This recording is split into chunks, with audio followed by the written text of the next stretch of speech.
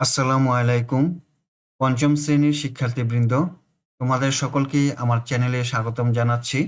সেই সাথে স্বাগতম জানাচ্ছি আজকের গণিত ক্লাসে। এখন আছি তোমাদের গণিত বইয়ের 175 পৃষ্ঠায়। এই পৃষ্ঠার অঙ্কগুলো আজকে আমরা সমাধান করব। বন্ধুরা, তোমরা যারা আমার চ্যানেলটি সাবস্ক্রাইব করোনি, তারা সাবস্ক্রাইব করে আমার চ্যানেলের সাথে থেকো। আমার ভিডিও নিয়ে যদি তোমাদের কোনো মতামত থাকে তাহলে কমেন্টসের মাধ্যমে জানাতে পারো। 1 নম্বরে দেওয়া আছে সারণীটির একটি আয়তলেখ অঙ্কন করি। এখানে একটি সারণী দেওয়া আছে। এই সারণীতে শ্রেণী ব্যবধান দেওয়া আছে এবং সংখ্যা দেওয়া আছে। পাশে একটি গ্রাফ কাগজ দেওয়া আছে। এখানে আমরা আয়তলেখ অঙ্কন করব। এই কাগজের জিরোবিন্দু হলো এখানে, নিচের ডান পাশে হলো এক্স অক্ষ এবং জিরো থেকে উপরে হলো ওয়াই অক্ষ। জিরো থেকে ওয়াইকে বলা হয় উলম্ব অক্ষ। 0 থেকে এই বিন্দু পর্যন্ত 5 থেকে 9। পরবর্তী দুই ঘর হলো 10 থেকে 14। তার পরবর্তী দুই ঘর হলো 15 থেকে 19। তার পরবর্তী দুই ঘর হলো 20 থেকে 24। এখন 0 থেকে ওয়াই পর্যন্ত উলম্ব অক্ষে সংখ্যা দ্বারা ঘরগুলো চিহ্নিত করি। এটা হলো 2, 4, 6, 8, 10। প্রথমে 5 থেকে 9 পর্যন্ত হলো 2 জন, তাহলে 5 থেকে 9 পর্যন্ত এখানে, আর 2 হলো এখানে। আমরা এই ঘরটি রং করি, লাল রং করব। পরবর্তী ঘরে দেওয়া আছে 10 থেকে 14 পর্যন্ত 5 জন, 10 থেকে 14 এই ঘর, এটা হলো 5। আমরা এই ঘরটি রং করি, এখন সবুজ রং করব। 10 থেকে 14 শ্রেণী ব্যবধানে 5টি সংখ্যার রং করলাম। এখন 15 থেকে 19 ব্যবধানে 4টি সংখ্যা, 15 থেকে 19 ব্যবধান এখানে 4টি সংখ্যা 4 বরাবর এখানে। এখন আমরা রং করি।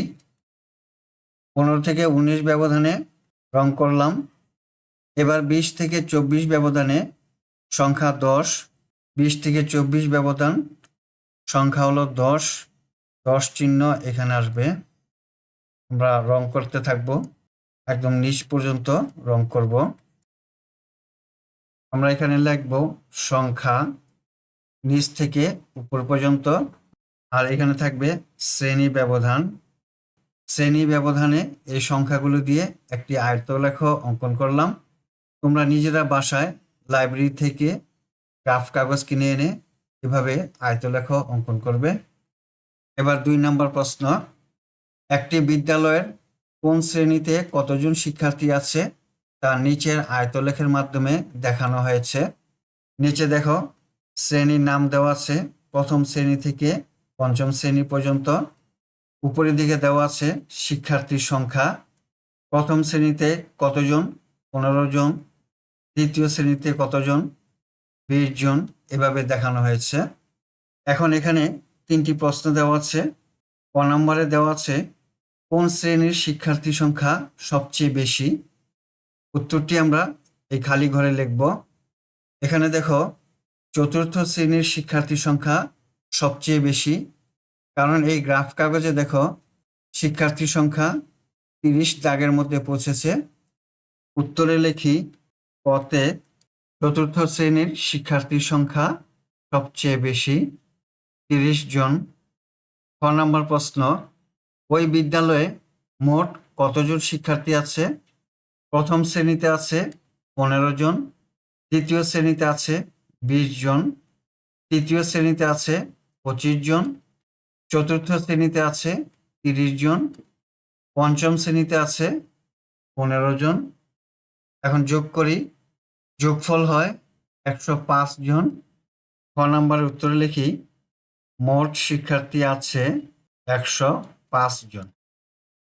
ক নম্বর প্রশ্ন, আয়তলেখটি দেখে আরো প্রশ্ন তৈরি করো।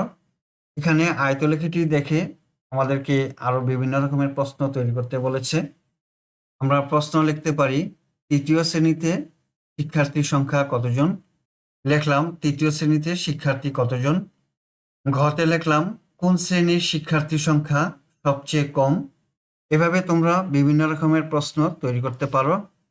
বন্ধুরা, আমরা এতক্ষণ 175 পৃষ্ঠার অঙ্কগুলো সমাধান করলাম। আজ তাহলে বিদায় নিচ্ছি।